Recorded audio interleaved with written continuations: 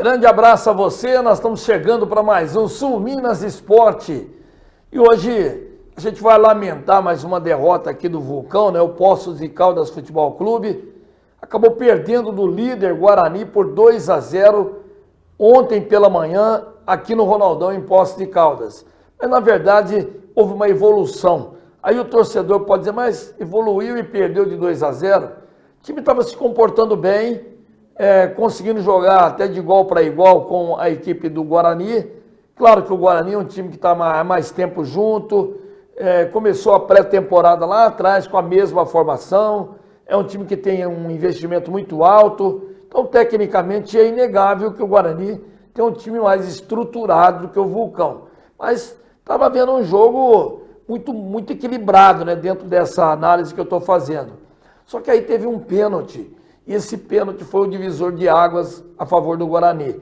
Aí o artilheiro do campeonato, o Tailion, foi lá, bateu, fez o gol, e depois ele próprio num contra-ataque, que aí o Vulcão saiu, né, sofreu o gol, precisou se abrir mais do que estava jogando ainda. Foi pro ataque, e claro que tem um preço alto quando se vai em busca de um gol de empate. O contra-ataque foi mortal e o Tailion fez o segundo. O Tailion fez o segundo, que decretou a vitória do Guarani por 2-0. Houve uma evolução, o Vulcão mostrou uma estrutura mais bem definida, o meio-campo ajudando a defesa, a zaga numa linha de 4 bem postada, e é claro que faltou um pouco mais de acerto nos passes e finalização.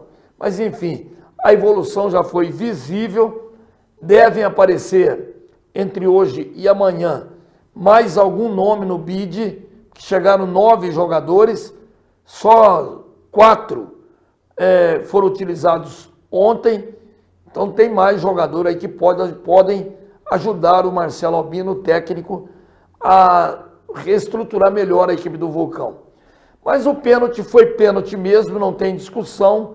Nós temos inclusive a imagem do pênalti e na sequência os gols do Guarani. Vamos ver aí. Aí o arremesso cobrado, aí o cara deu um toque na bola e foi derrubado ali pelo Anthony, que é o lateral. Não tem chororô, né? O pênalti foi muito claro. Olha aí, nós vamos revisar para você, ó. Ele deu um toque na bola para sair e foi no pé dele o Tailion. Não tem o que reclamar. Inclusive, após o jogo, o próprio Tailion disse, o próprio Anthony, melhor dizendo, desculpe, o Anthony falou, olha, eu assumo a culpa, ele quis dizer que foi pênalti mesmo, então não tem chororô, né, gente?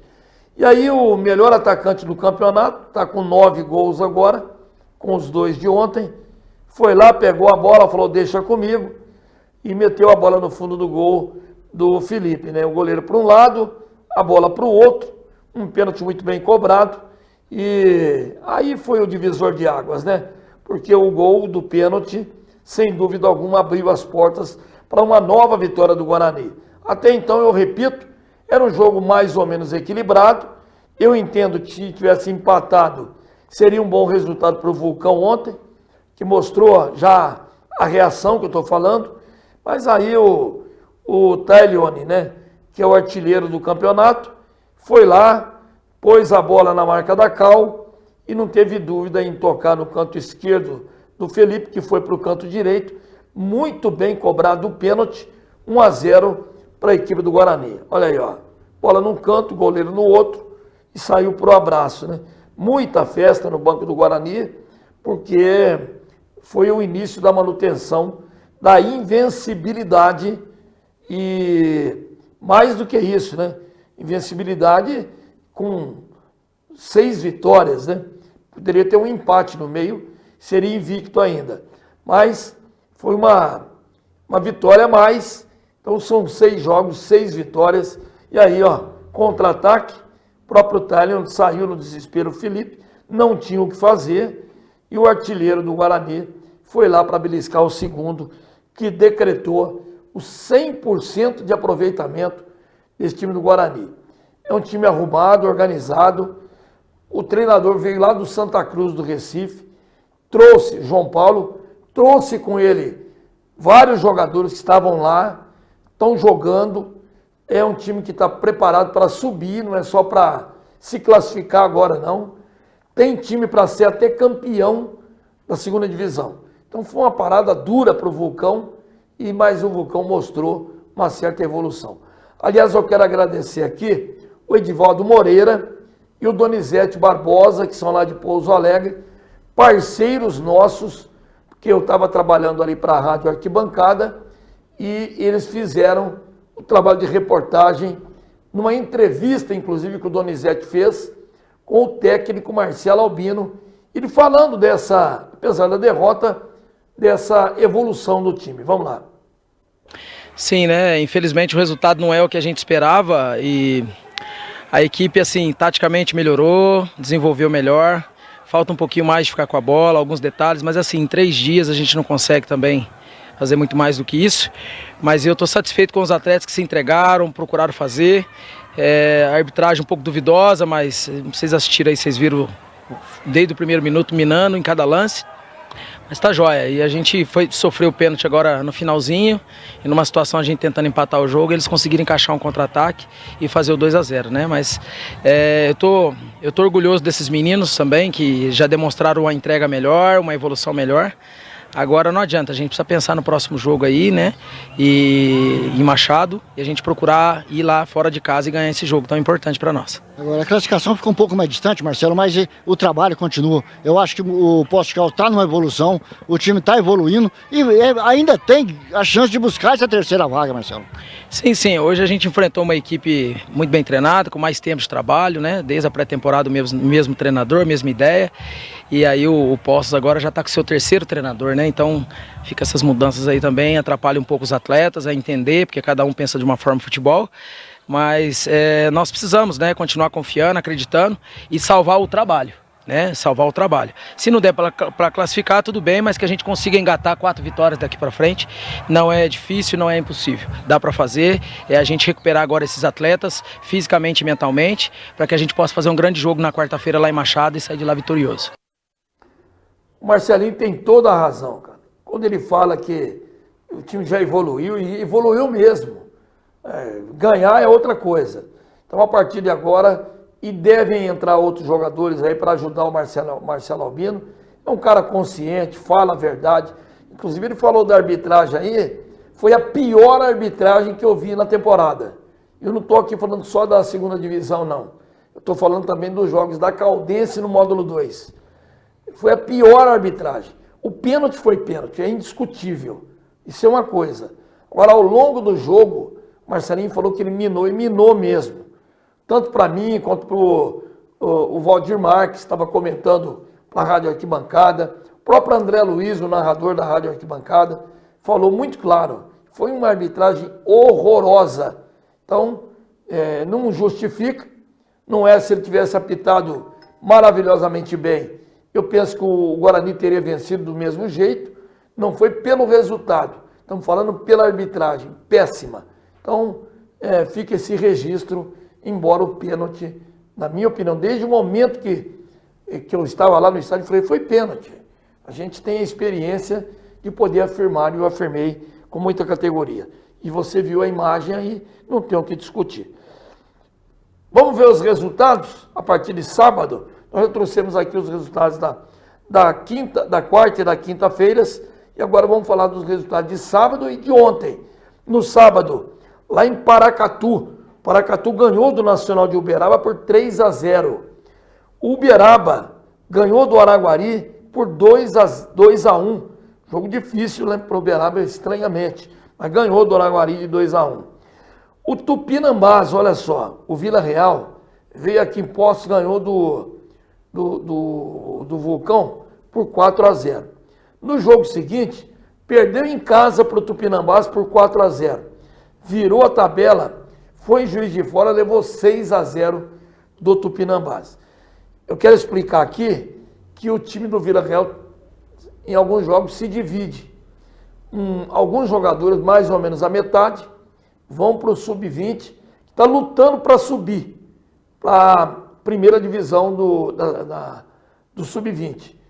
E, inclusive, jogou sábado em Patos de Minas, empatou 2-2 com a equipe do Mamoré.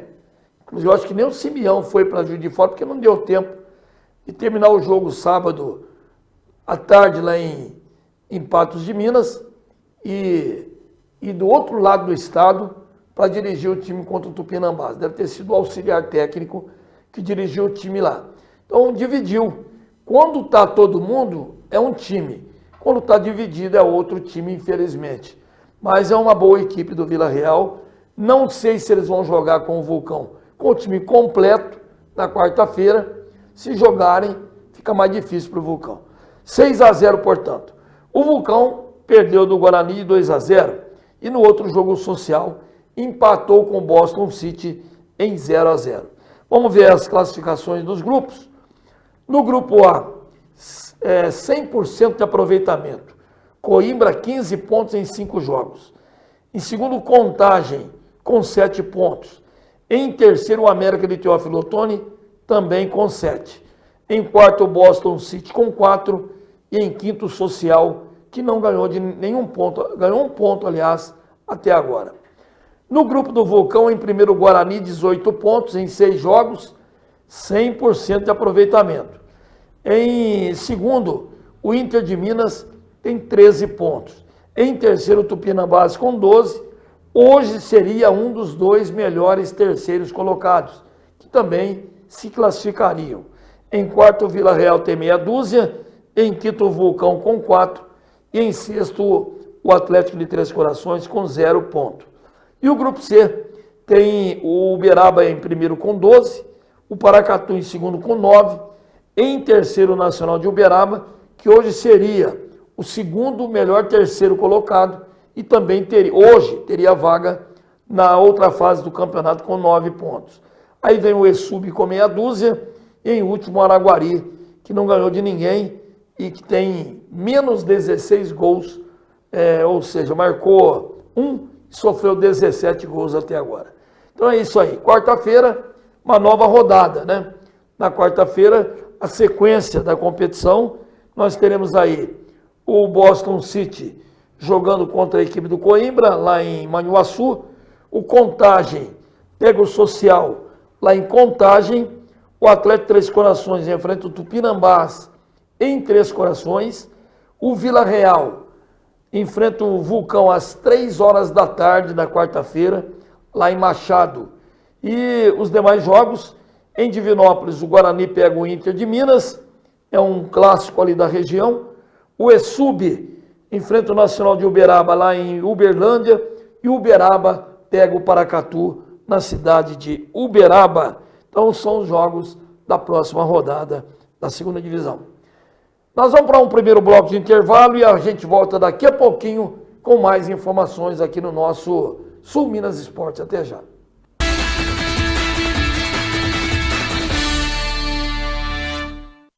Estamos aqui, vivendo o dia a dia das nossas cidades.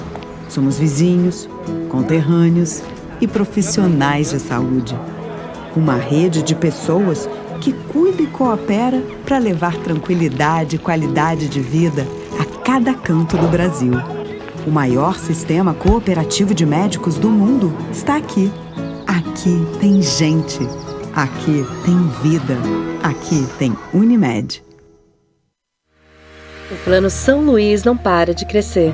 Depois de revolucionar o mercado de planos funerários e se tornar uma referência em cuidado humanizado, apoiado pela tradicional floricultura da região e com o único centro de tanatopraxia da cidade, a São Luís foi mais longe e abriu um velório todo novo, com capelas e ar-condicionado na Zona Sul.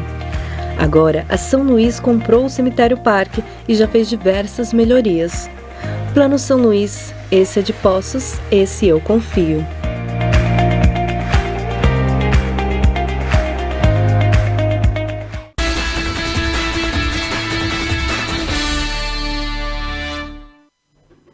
Muito bem, nós estamos de volta com o Sul Minas Esporte e nesse final de semana nós tivemos a primeira rodada do Campeonato Amador das séries A e B. Hoje nós vamos trazer os resultados da A e amanhã eu trago todos os resultados da série B, tá ok? Então vamos conferir a série A, porque nós tivemos aí, ó, esse jogo acontecendo no Bandolão no sábado. O Santa Rita foi goleado pelo Nova Aurora por 5-0.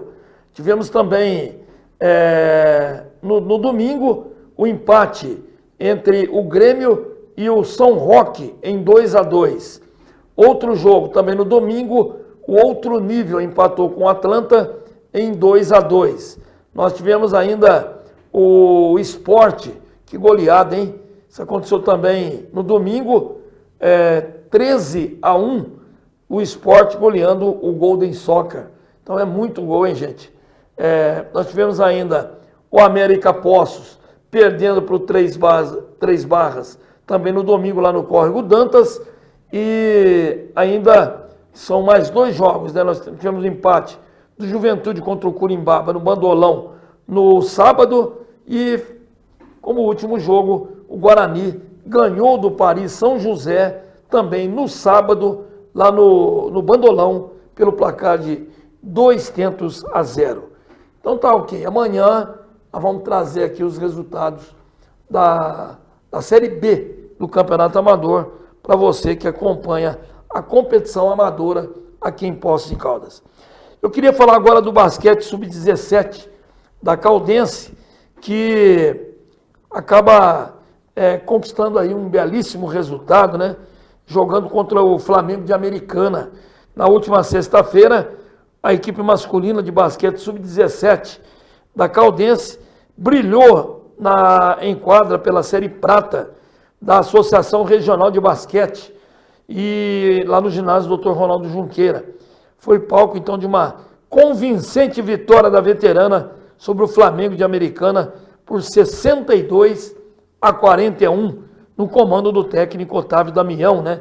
O time demonstrou evolução clara em relação ao último confronto contra o mesmo adversário. Segundo o Damião, a performance da equipe no jogo anterior vencido pelo Flamengo, por diferença de 4 pontos, serviu de aprendizado. O técnico ressaltou que os 2 primeiros quartos foram disputados ponto a ponto, mas o terceiro período se mostrou decisivo para a Caldense. Os destaques individuais da Caldense foi composta pelos atletas Rafael Barros, o Otto de Miranda, o Francisco Mosca, o Leonardo Miguel, o Natan Poirier, o Iago Fernando Firmino, o Gabriel Costa, o Pedro Boleta, o João Vitor Gabriel, o Nicolas Teodoro, o Rafael Martins e o Luca Mantovani, o time que brilhou aí. Influencer prestigia e comenta a partida, né? Deixa eu dar essa informação aqui, ó.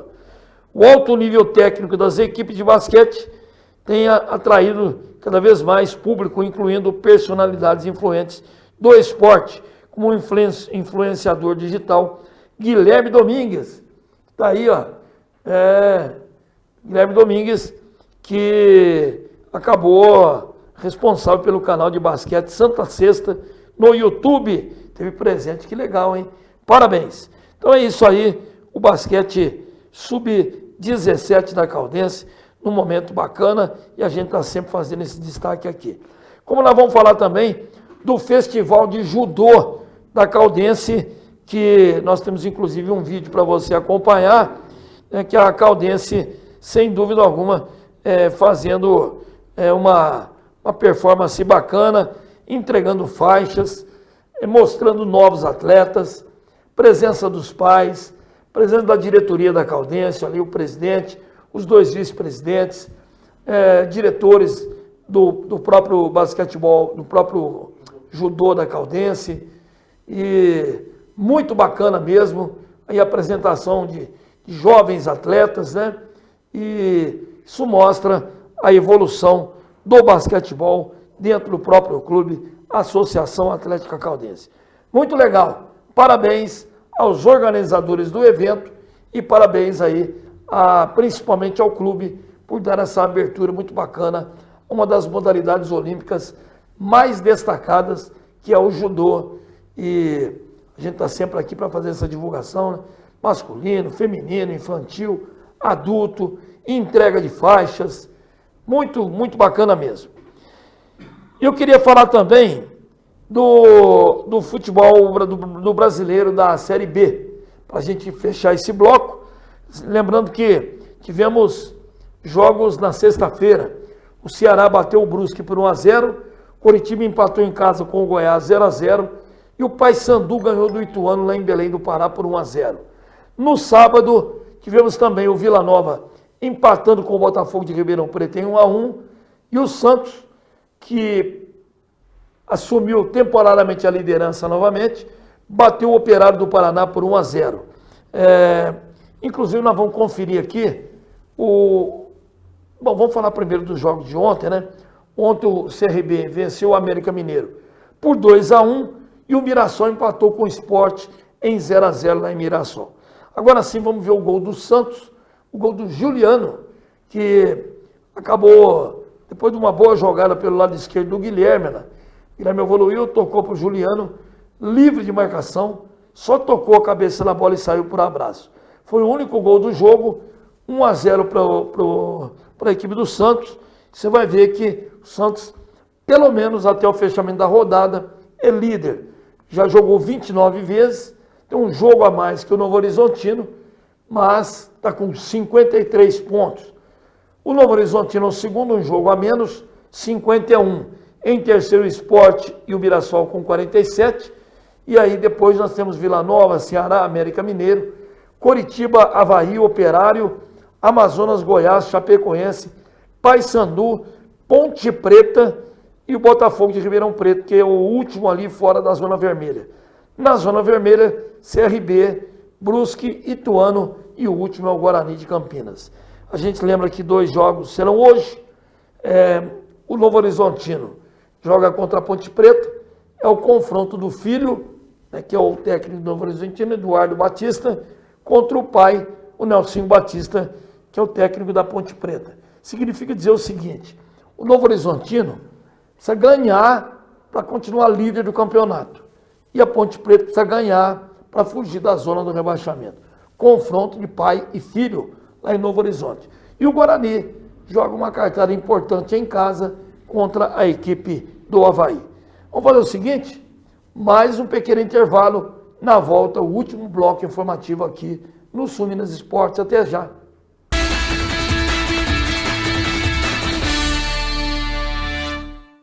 Estamos aqui, vivendo o dia a dia das nossas cidades. Somos vizinhos, conterrâneos e profissionais de saúde. Uma rede de pessoas que cuida e coopera para levar tranquilidade e qualidade de vida a cada canto do Brasil. O maior sistema cooperativo de médicos do mundo está aqui. Aqui tem gente. Aqui tem vida. Aqui tem Unimed. No mês do cliente, a Telemídia tem um presentão pra você. A assinante Telemídia tem ponto extra de Wi-Fi com a rede Mesh a partir de R$20. É Wi-Fi na casa toda, com a tecnologia Mesh a partir de R$20 por ponto. No mês do cliente, dê um upgrade na sua internet, com os melhores planos Telemídia mais a tecnologia Mesh. Telemídia com a rede Mesh é Wi-Fi na casa toda.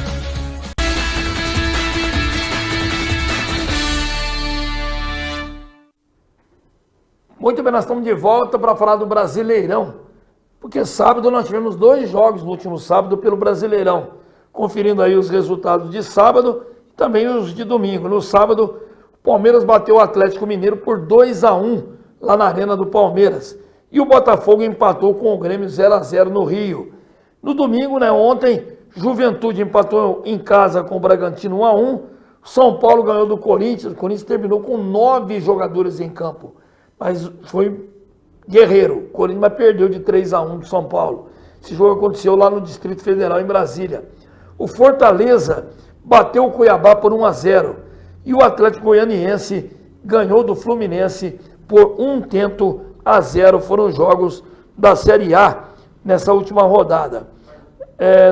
Tem mais uma tela aqui ainda.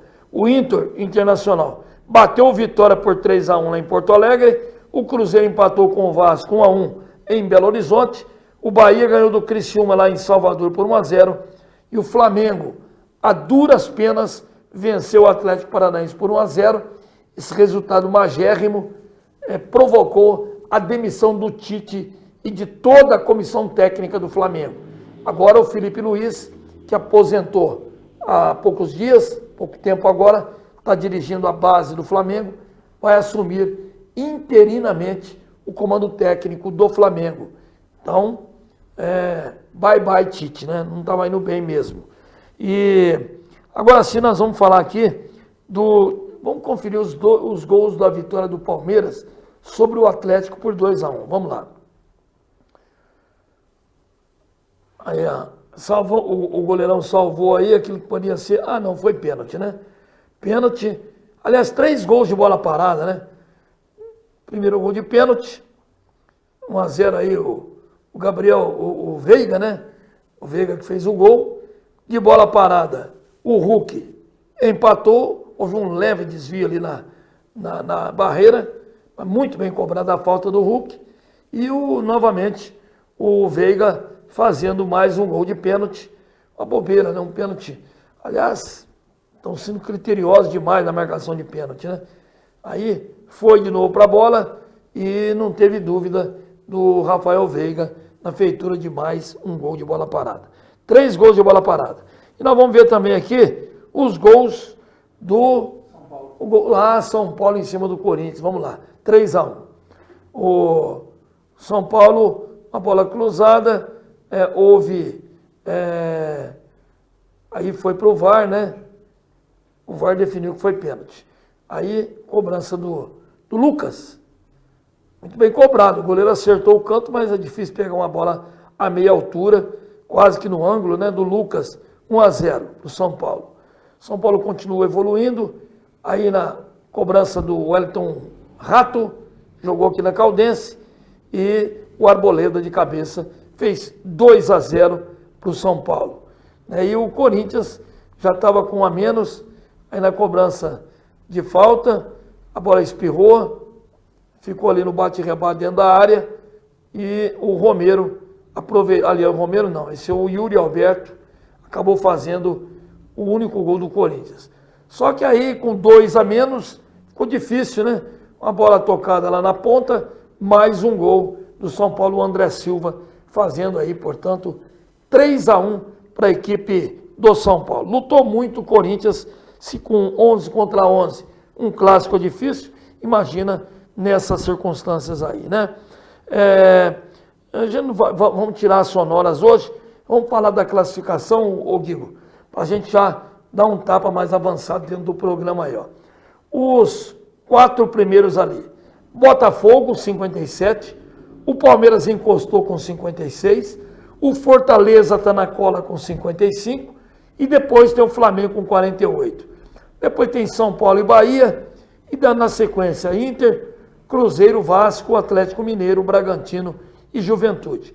Na zona vermelha, a zona do rebaixamento, Corinthians, Fluminense, Cuiabá e Atlético Goianiense. Corinthians e Fluminense, hein? Correndo riscos ainda. Mas, enfim, tem água para passar embaixo da ponte ainda. E vamos falar do futsal do Brasil, que ontem conquistou mais uma vitória, ganhando aí pelo placar de 3-1 do time de Marrocos. Já está na semifinal do campeonato e vai enfrentar a Ucrânia, né? A Ucrânia, que é o adversário do Brasil, nesta quarta-feira, ao meio-dia, horário de Brasília. Brasil invicto até aqui no campeonato e apontado como virtual campeão, ou pelo menos finalista do campeonato. Hoje tivemos outros jogos, amanhã nós vamos falar mais sobre isso, né? E eu queria te falar também, para a gente finalizar aqui, do Master da Caldense, que foi a Pouso Alegre nesse final de semana e ganhou de 3-0 do time do Pouso Alegre. O Claudinho abriu o placar para a Caldense. Depois o Wilsinho, com 2 gols, selou a vitória alviverde, demonstrando a superioridade da equipe durante todo o confronto lá no Manduzão. Você está vendo, ó, imagens belíssimas aí do estádio lá do Pouso Alegre. E claro que jogo de Master tem aquela tradicional comemoração, né? E sempre fica esse registro, né, do time comandado aí pelo Chifrinho. Então a Caldense que conquistou um belo resultado aí. Amanhã eu vou falar mais sobre isso aqui, tá bom? eu tenho aqui muitos resultados para a gente falar desse momento importante do Master da Caldense. Então, amanhã, no programa que tem início ao meio-dia, vou falar muito mais sobre o Master da Caldense.